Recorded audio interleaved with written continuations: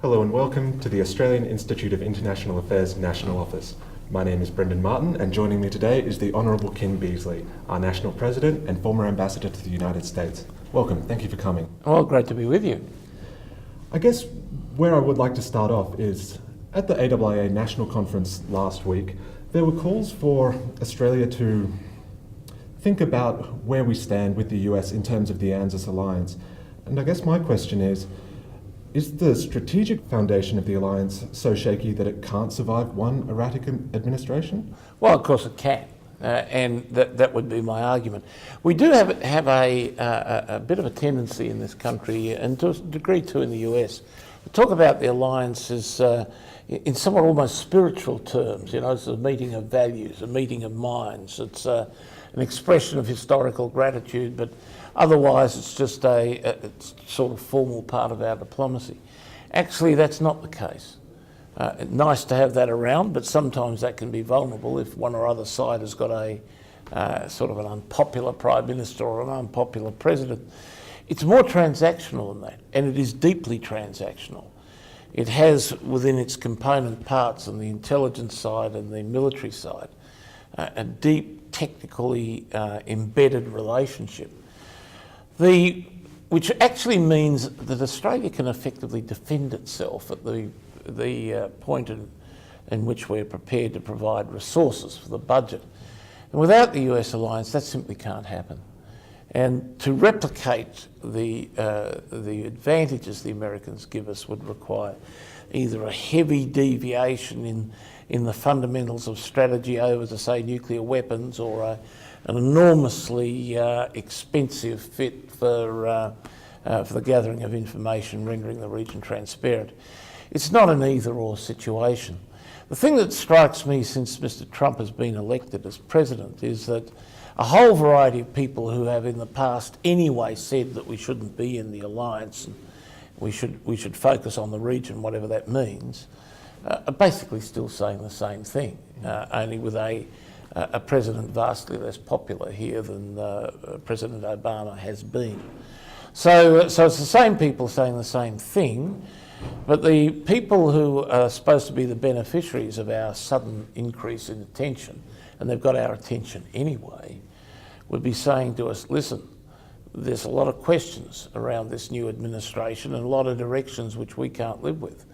How about doing us a favour, given that you've got the best relationship with the US, and actually advocating our cause? That's it. And you know, I'm glad you brought up nuclear weapons just now. One of the most alarming things of the Trump campaign was, you know, he proclaimed that it was time perhaps for Japan and South Korea to develop their own nuclear capabilities.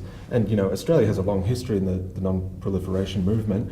How important do you think it is for Australian diplomats to engage with Japan and South Korea in an attempt to avoid that scenario? Well, what a bad thing it would be, wouldn't it? If you take our three top trading partners, Japanese, the Chinese, the South Koreans, all of them then nuclear armed, with North Korea putting them all on a hair trigger. So we would have the people on whom we're most economically dependent in the trade area in a situation where anything could go wrong. I'm pleased to see that the President has apparently walked back from the position where he was effectively expressing indifference to whether or not South Korea and Japan became nuclear powers. But you know, one of the problems when you let a genie out of the bottle, it tends not to get put back in. And not so much so with the Japanese, but you'd have to say there'd be forces in South Korea now seriously thinking of that, irrespective of what the US might now say about extended deterrence. From your experience in the Foreign Service, how difficult is it going to be for State Department officials serving in embassies, particularly in countries where the rule of law is not strong, where democracy has not taken hold? What's their job going to be like explaining the new administration to their relevant countries? Harder. Harder? There won't be... there is a certain shock around the globe at the outcome of that election. There's a sort of... one of the disadvantages, everybody likes a bit of certainty, even if the certainty is not very palatable. But there's an enormous amount of things unsaid about the direction in which Mr. Trump would take the American global position. You really don't know, because his argument essentially in this campaign was about domestic matters, and insofar as it entered into the international, it was all exclusively around trade, basically. So there's, and he has no track record of an international engagement. And the people he's considering for the senior foreign policy and national security posts could take the US anywhere. Yeah.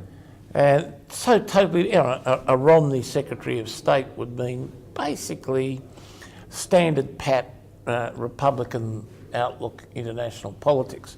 But you put in a Giuliani or a John Bolton and you're going in directions unknown.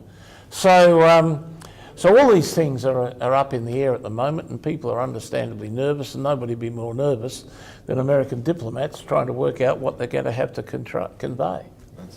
And that uncertainty that you speak of, you know, especially when it comes to these appointments that are talking about being filled, and it seems like every day the news is breaking some new, oh, this person is being considered for X, and the world gasps, I guess. When President Trump is inaugurated, he'll have a unified government, the first one that the Republicans had since 2004. Yeah. What are the House and Senate Republicans going to be like? Are you going to see the same sort of, I don't know, breakaways that you saw when they were in opposition? You know, they were giving John Boehner a lot of problems. Or are they going to sort of come behind a Trump, approve all of his cabinet secretaries and...